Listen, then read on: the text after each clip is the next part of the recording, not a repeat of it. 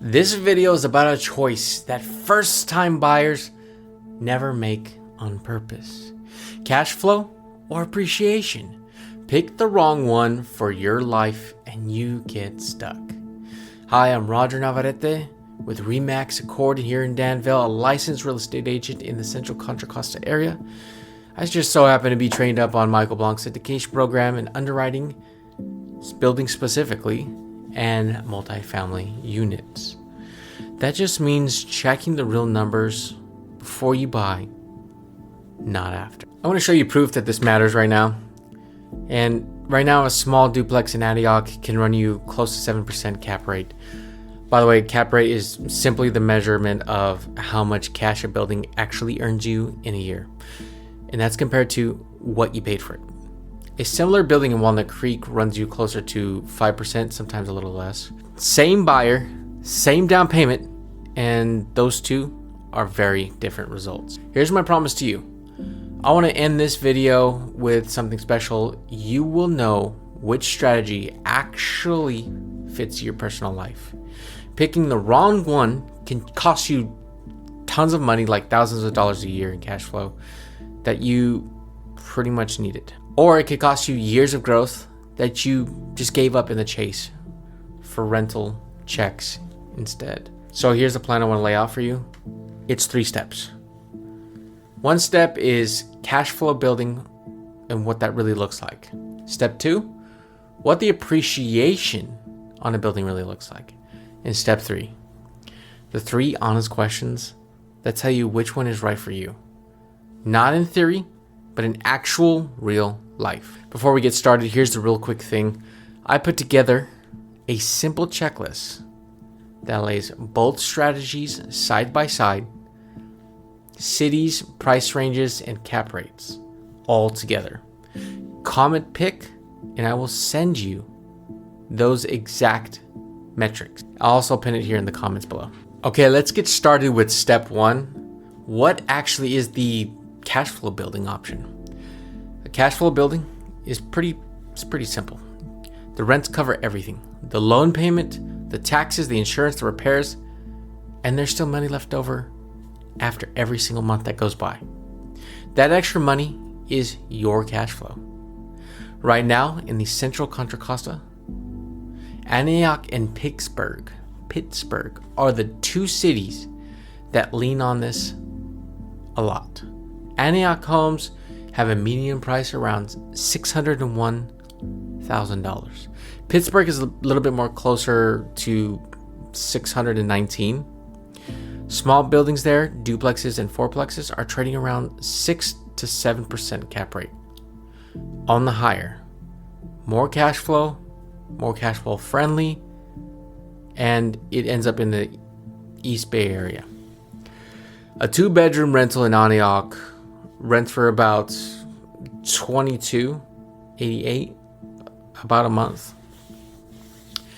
And a single multifamily deal in that price range, that rent can be enough to cover the mortgage and also still pull in a few $100s straight to your pocket every single month. That can happen starting in month 1. That's basically what the cash flow building play is all about. Comment pick, and I'll DM you the full checklist that breaks down the cash flow and all of the cities versus the appreciation cities. So that way you could see what actual cities you want to pull from and if it fits your budget. Now let's roll right into step 2. What does that appreciation building actually look like?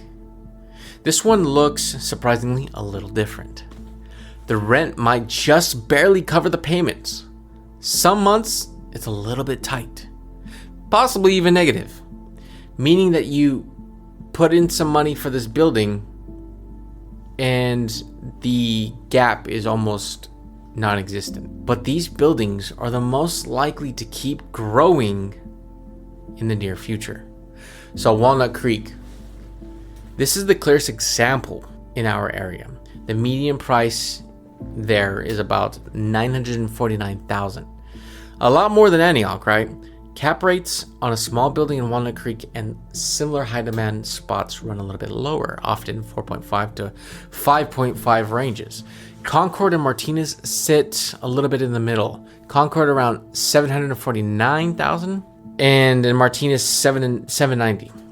With those cap rates, they are between two extremes. The Concord with 2 bedrooms run about 2250. That's a decent range, but it's still less rent per dollar spent if you go to the Antioch side. And here is the, let's say, the warning part. Right now, the 30-year fixed mortgage, that rate, 6.49%. Investment loans, called DSCR loans, run 6.75 to 7.5. When your loan rate is close to or higher than the cap rate, your monthly cash flow gets super thin. Or it can even go negative. That's called negative leverage. And I've got a full video coming that walks through that math step by step. So I don't want to go too deep on that here. But for now, what I can say is just know this. If a building's cap rate is under the loan rate, you're not buying cash flow. You're betting on the location to grow enough over time to make up for that. I mean, it can work. People do it all the time. But if you need to know if that's the best bet for you, you need to know that before you sign anything. Because when you sign something, it's too late. You've already got it. So quick pause right here. This is for anybody who's actually trying to buy. The expensive mistake is not the rate. It's buying the wrong building altogether. And you usually cannot see that from the listing alone with your own eyes. I'm Roger Navarrete with Remax Accord in Danville, a licensed real estate agent in Central Contra Costa, trained through Michael Blanc's syndication program to underwrite a building before it underwrites you. And I will help you find and actually read the deal right before you ever get the chance to write an offer. If you're looking at your first building, there's a free buyer consult with me, linked down below. All right, let's actually get back to it. Step 3, the 3 questions that tell you which strategy actually fits you. This is the part that most buyers tend to skip. They just buy whatever they can and whatever they can afford and hope it just all works out. I mean, just don't do that. Ask yourself these 3 questions instead. Question 1, how stable is your job? Is your income solid months to month? If yes, you can handle a little bit of negative cash flow. And that's while you wait on the location to grow. If your income is a little less steady, a cash flow building that pays you every single month is safer because it does not depend on covering a gap that you have to look forward to every single month. Question 2, how much savings cushion do you actually possess? If you got 6 months or maybe more for expenses saved up outside of your down payment, that is, you can afford to run a slightly negative on appreciation play, especially in like a Walnut Creek or similar areas. If your cushion is super thin or just regular thin, lean towards the cash flow. Go towards Antioch. Go towards a Pittsburg. That's where rent does a little bit more work for dollar in day 1 too. Question 3, how long do you plan to hold that building?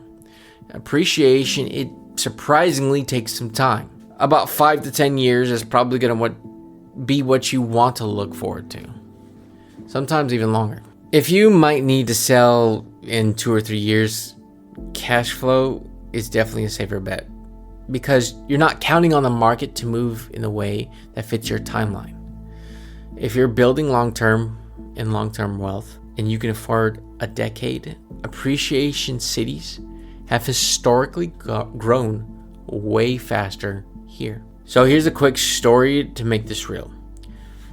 Say you have a stable job, 6 months of saving, and you plan to hold for, let's say, 10 years. A Walnut Creek or Concord building that runs close to break even every single month, that is, could make you make sense of this type of transaction. Now, say your income is commission based and your savings a little bit tighter, and you might need to move in about 3 years. A duplex located in specifically Antioch or Pittsburg that pays around $300 to $500 a month starting on day one, that's a little bit of a smarter play. Saver pick for you, even if the growth is a little bit less exciting. Comment pick, and I will DM you the checklist so that you can run these 3 questions against your own personal numbers. So I want to share with you something that I see on the underwriting side of my business. When I run the numbers on a deal for like a client specific deal that they bring to me, I'm not asking, is this a good building? I'm actually asking, is this a good building for the buyer? Right now? Maybe later? Maybe they missed it. I've watched buyers stretch themselves so thin and chase appreciation in Walnut Creek when their job situation couldn't really handle the negative months. I've also watched buyers grab a cash flow deal, like in the Antioch, when they have a cushion and they pretty much look at their timelines and they could have just done better in Walnut Creek instead. The building doesn't know your life. You have to match it yourself or with a professional. So let's do a quick recap. Cash flow buildings. Think Antioch and Pittsburg. They pay you starting in month 1. Appreciation buildings. Think Walnut Creek and Concord. Martinez. Bet on the location growing over years. Match the choice of your job stability, your savings cushion, and how long you actually plan to hold. So which one are you actually buying right now? The one that fits your life. Or maybe you're not paying attention to any of that, and you're just doing whatever pops up on your app. We all know the blue app. The county median price is $875,000, down about 2.8% from last year. And homes are sitting for about 48 days, guys. Come on. That's a slower market than we've seen in quite some time. And it gives you room to be picky about which strategy you're actually running instead of grabbing whatever you can afford and just hoping and praying. If you want help running these numbers on a real building, book a free buyer consult with me, or use the link down below to book that call quicker. I'll walk you through your job situation specifically, your savings and your timeline alongside you, and help you figure out the strategy that actually fits you. So once you know which strategy you're playing, the next step is checking whether one specific building actually fits before you write that offer, by the way, because that's exactly what my next video is about, and it could be the difference between you succeeding and failing in this business. On that note, that's it for today. If this helped you out, hit that subscribe button, and I'll see you in the next one.